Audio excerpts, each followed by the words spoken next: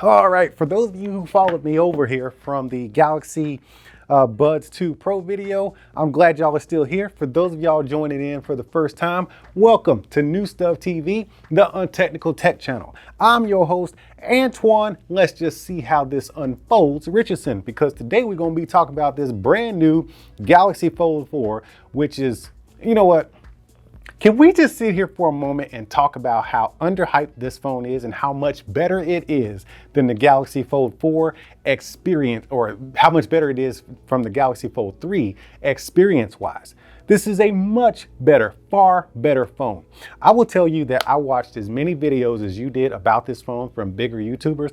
I'm not trying to slide anybody. I'm just saying they made it seem like if you didn't like the Galaxy Fold 3, this ain't that much different, so you ain't gonna like the Galaxy Fold 4. That is a lie, because I was one of those people who ordered the Galaxy Fold 3, tried it out for like a day or two, almost a week, and I did not like it. I borderline hated that phone, man. I just didn't want to give it too many bad reviews because, you know, it was a great phone. It just wasn't for me. This is for me. I actually traded this thing in for an iPhone. What was it? iPhone 13 Pro Max by iPhone. I wasn't using it anyways. I still have my Galaxy Note. I almost called it a Note. Galaxy S22 Ultra.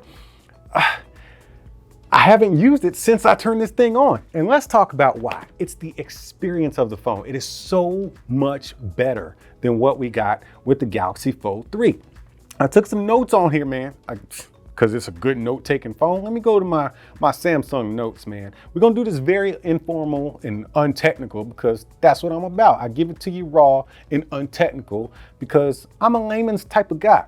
But coming from an S22 Ultra, which is what I told you I've been using for over a year, like it's almost been, it wasn't a hard transition at all. Yes, there is a slight learning curve because it has a different body, a form factor, but it wasn't a difficult transition, man. It was just easy for me to pick this phone up and start using it like a regular phone. Now, coming from the from the Fold 3, it's just night and day different, bro. I'm just telling you, you got to experience it for yourself. Now, let's talk about the S Pen experience first, because why else would you get a Galaxy S22 Ultra?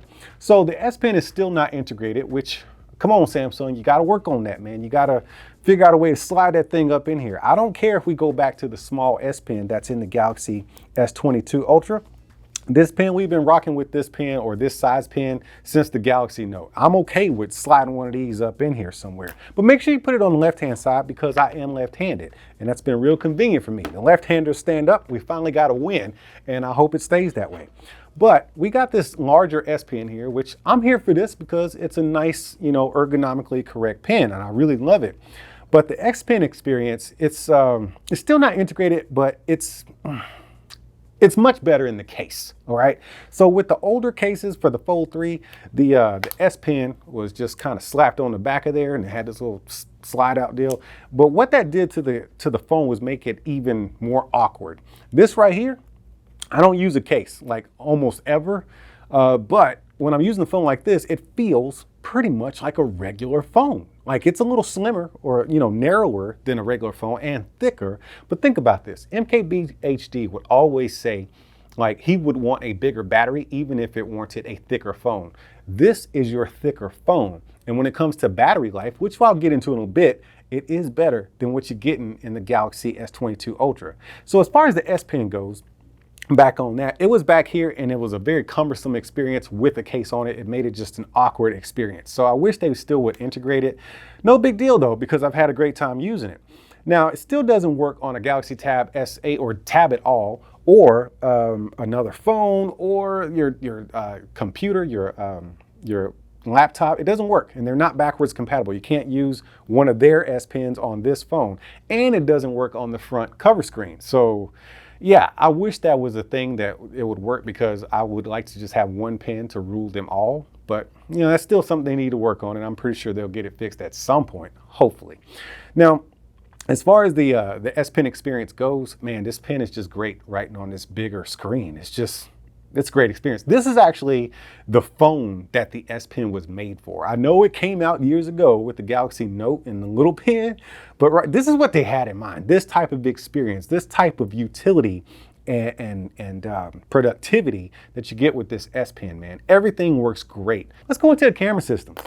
Now that is the only transition that I've had to get used to, and I'm still getting used to it. I tried to take a selfie with my dog this morning and that didn't go so well, man. I couldn't figure out which camera to use. They got the selfie camera right here on the screen, on the big main screen, which they did manage to camouflage a lot better. Matter of fact, I never noticed this thing, like, ever. But it's not as good of a selfie camera. It's pretty much the same one they had in the Fold 3, so I barely ever use this thing. So I was trying to figure out, which one do I use? Do I use the main camera here, or do I do this? Do I put it in flex mode? So the hardest part about using the camera is, if you're gonna use the rear shooter just as a regular camera, you're good to go. But if you're taking selfies, the hardest part about taking selfies is picking which camera to use and going with it and just getting used to that, you know, from muscle memory. So, but the rear cameras, that experience, it's not too far off from using your Galaxy S22 Ultra. To be honest with you, I haven't really noticed the difference at all. I'm not a pixel peeper. I don't go in and, you know, zoom in on photos. I don't use the mega zoom that the S22 Ultra has. It's a regular camera experience. So if you're a regular person who just likes to post on Instagram and share photos with your friends and family, this camera, you're not gonna miss anything. This camera is the whole system. This one, or not that one. This one's not that great. But this one right here, and then the front camera on the main screen or the front screen, those are great cameras. You won't miss a thing, man. It's great cameras. Now, back to the camera, and this is kind of in the productivity side. Back to this camera on this main big screen. I actually do like it for video calls. So on the weekends, we take video calls with my son via Google Meet. It was Duo, but now it's Meet, I think. And then I've taken a bunch of Zoom calls with my agent, and they've been great calls. I mean, I love flex mode because you just prop this bad boy up like this, and I don't have to hold it in my hand or lean it up against something awkward. You just prop it up like that. The camera's right there. That guy's face is right there. And it's just, it's been a great experience, and the clarity of the video is good. It's a video call, like, you know, but the clarity of it is excellent. So that main, or this secondary selfie camera on the big screen, it's good for video. It's very good for video. Now, as far as battery life, we got to get into that, because it's amazing how we can have this screen open and even have another screen, these cameras working, all doing all the stuff you do in your life, and still get better battery life than you get out of an S22 Ultra. That just goes to the management of the phone. Like, I guess, I don't know, this one has better stuff in it, but for some reason this has better battery life. I'm not getting into all the technical stuff about that, but you're getting a great battery life out of this. What I do miss is it doesn't have the super fast charging. It has fast charging and fast wireless charging. It doesn't have the ultra fast charging that the Galaxy S22 Ultra has, and I do miss that. But you don't have to charge as often, so they kind of make up for it in that light. All right, now, so the power management is way more efficient, and it doesn't get hot. I've used this thing in all of my lifestyle experiences. That includes being outside in the sun at the pool with the wifey, just chilling. This phone, every time I went outside, it got hot. This is a hot running phone. It just runs hot. It never malfunctioned or anything, but it's just a hot running phone. Whereas the Fold 4, it never got hot on me. So that's a plus, right? Now, on the topic of productivity, the split screens is where it's at. It's just so much, it's just better thought out than it was with the Fold 3 and Fold 2. I know it's software, so it will be ported over and into those older phones, but it's here in the Fold 4 now. Just simple swipes, and you got split screens and multi-screens, all kinds of screens happening on here, and it's so intuitive and well thought out. Now, for me, in my real life, me and my wife, we shop at Walmart all the time. I love using Scan and Go. So typically with the Galaxy S22 Ultra, I would do the top half of the screen with our grocery list on it. I use AnyDo. Got the grocery list, I'm sorry, on the bottom half. Grocery list down there. Then on the top half, I got Walmart Scan and Go, where you just scan your stuff and it's there, right?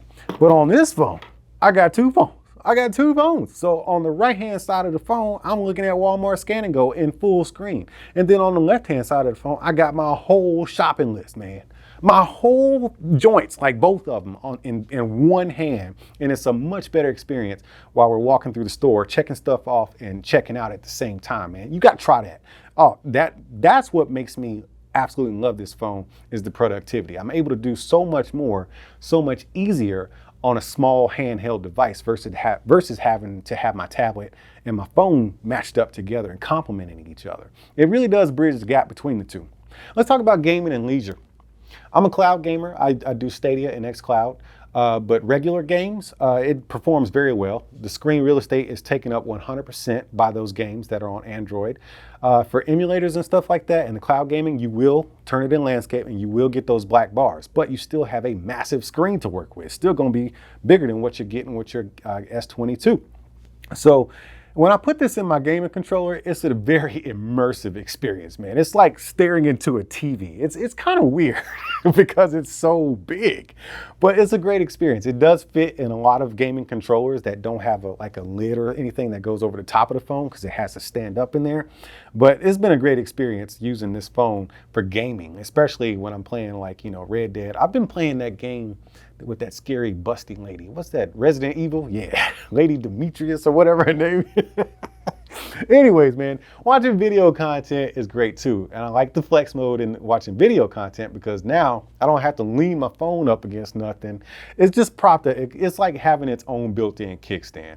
Yes, the screen gets shrunken down and you get some black bars, but you're still there with just your phone and you don't need a kickstand. And remember, I don't use a case, so this is really nice for me to have. The thing that makes a big difference is how much bigger the front screen is than how much bigger the front screen is on this phone than it is in the Fold 3.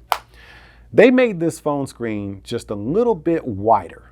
We're talking like millimeters wider, but it makes such a huge difference when you are typing on this phone. It took me about 3 days to not make any mistakes as I'm typing one-handed. Two-handed, I'm good, but one-handed, I don't make any mistakes while I'm typing. On the other phone, it felt like I was typing on a smartwatch. I don't understand how much millimeters can make such a difference in a phone. This is so much easier to use and so much more comfortable to use. And it was such a much easier oh, that's my man, Robbie. Robbie, I'm shooting a video right now. But, you got this wide phone right here. Then you go to this much narrower phone and it's still just an easy transition for me. So the screen, the front screen is much easier to type on. And I think in other YouTubers' videos, they really criticize the screen. And they will tell you that if you didn't like the screen size of the Fold 3, you probably still won't like it in the Fold 4. Bruh, I'm telling you to try it out for yourself. Because for me, that little bit of smidget of a wider screen made such a huge difference. The overall feel of the phone is just way better than what the Galaxy Fold 3 gave me. The software is very well thought out. This taskbar, everybody talks about the taskbar because it's new. It's going to the older phones, don't worry about it. But I will tell you, they are right. The taskbar is such a nice touch. It's just a well thought out, simplistic touch for a phone that has a screen this big. And I'm surprised at how good these cases feel on it. I'm not a case man, but I do use them in certain cases. So with this S Pen case, you know what? Let's just go. Now, as I've said before, I am not a case man. I do not like using cases because I feel like the shape of the phone is what you buy it for. Sometimes you just want a different color, and that's what I've done here. I've just changed the color up on my phone with these two skins. I went and ordered 2 separate skins, and I just made my own design. I got creative with it. But I order phones for basically the railings and the metal part. So if it's a black phone and I want black, I wanted this one because I like the gold on it. And I knew what I was going to do as far as a design here, and I wanted it to look good with the cases. So this is the white version of the phone. Once you put a case on it, you snap it on just like that. This is that 2-part standing S Pen case that I referred to earlier. You just snap it on like that. Once you snap it on, it's still, yes, it adds extra bulk to it, but you do get that lip protection right there, but it still feels good on the phone. It doesn't feel awkward in my hand, and I'm still able to use it one-handed, and it's because of where they placed the S Pen. On the Galaxy Fold 3, the S Pen was on the hinge, and when you opened up the phone or when you tried to use it, it was sticking out here, making the phone super wide, and it was just a really awkward feeling. And then when you opened it up, it slid out to the side and you had this weird experience. But here on the back side, if you're gonna have this big S Pen here, this is the perfect place to put it. So yeah, this has been great, man. And also with this particular case right here, it's got the S Pen on the back. If you open it up, turn it in landscape, what you got there is a little bit, you see that? You got a little bit of a kickstand. It's actually tilted towards me just a little bit. So I really like this case, man. This like green gray case they got with the white phone, that look is clutch. I've also got the white S Pen. They call it sand, but I decided to get that one because I just wanted a little bit more, you know, a little bit more life to my case experience. Now, when we move on to a more fun case, I'll go ahead and just put the backside of it on here on the white phone. I like this one because it's fun. This is the case I've used when I was outside at the pool with my wife, just chilling in the cut.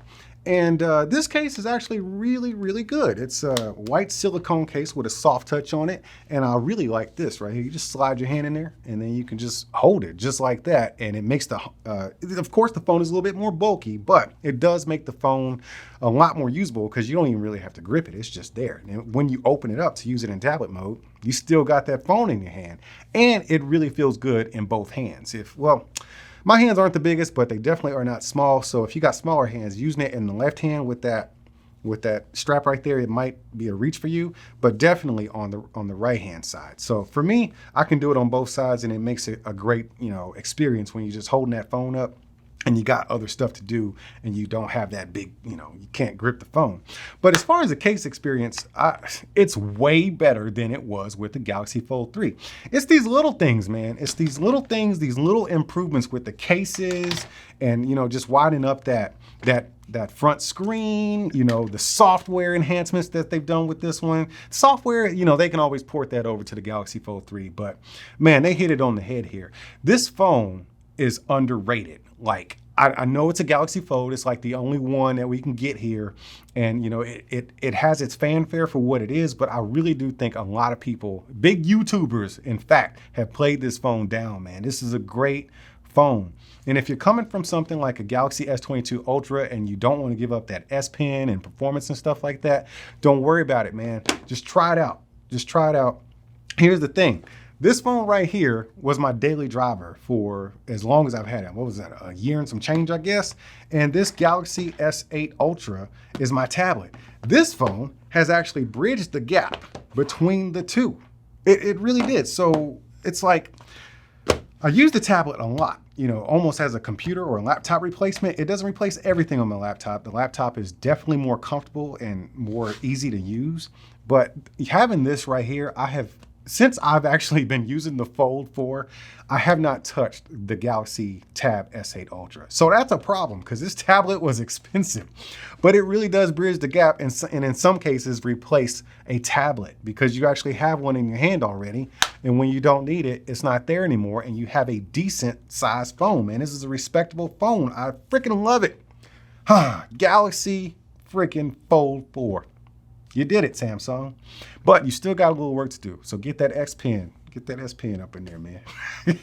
Look, I'm no expert in this kind of stuff. I'm definitely not a technical guy. But I just wanted to share with you guys what my experience has been like using the Galaxy Fold 4 versus the Galaxy Fold 3 and my long-term daily driver, which was the Galaxy S22 Ultra. Hope you guys had a good time hanging out with me. And if you were on the fence about it, go ahead, man. Just pick it up. Try it out. Try it out. You won't be disappointed. I promise you. Hey, y'all keep being good to each other, and I'll see you when I see you.